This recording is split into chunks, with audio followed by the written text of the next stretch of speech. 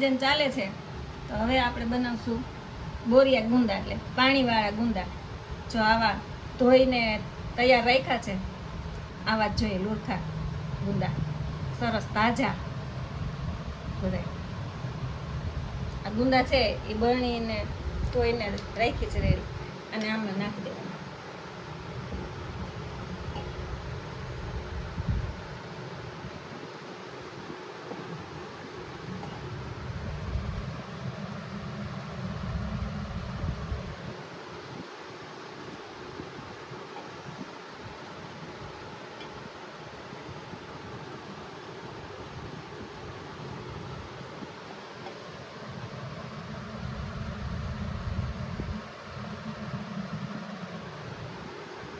અને પહેલાં આપણે અત્યારે અથાણાની સિઝન ચાલે છે તો ઘણા અથાણા બનાવ્યા છે, બોરાવાળા ફાડા ગુંદા, 2 વર્ષ 3 વર્ષ સારા રહે એવા.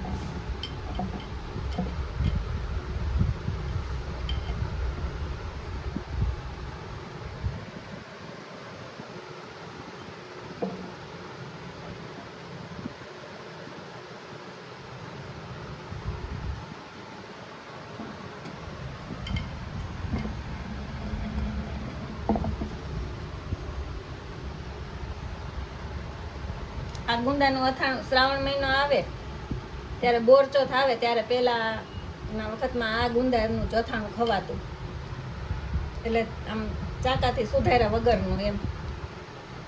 બોરચોથમાં એવી માન્યતા છે કે ચાકાથી સુધારેલું કંઈ ખવાય નહીં, એટલે આમાં દાદીમાં મમ્મી આવા અથાણા બહુ બનાવતા.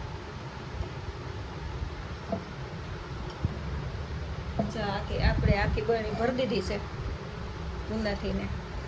હવે એમાં નાખશું હળદર.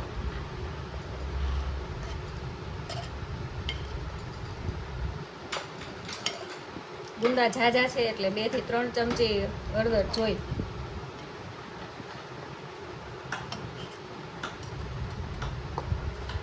પછી મીઠું.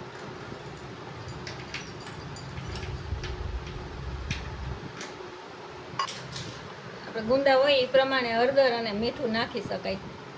મેં અત્યારે 5 થી 6 ચમચી નાખ્યું છે. અને આ કેરીનું પાણી.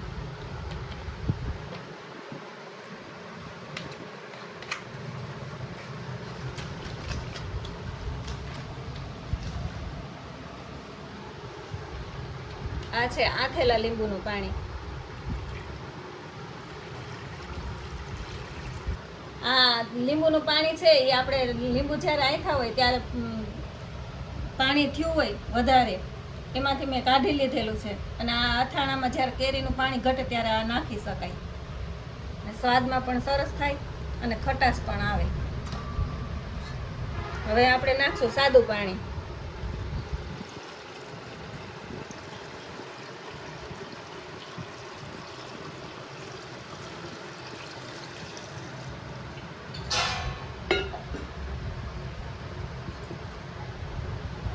ગુંદા ડૂબી જાય ને એટલું પાણી આપણે આ બરણીમાં ભરી દેવાનું. જો આ પાણી ઉપર આવી ગયું. બસ આ રીતે આ બોરિયા ગુંદા આથી શકાય. અને જ્યારે આ ગુંદાને આમ 1 મહિનો 1.5 મહિના જેટલો લાગે આને અથાતા, પછી એમાં જ્યારે આમ કડોચલી મંડે પડવા ત્યારે આ ખાઈ શકાય.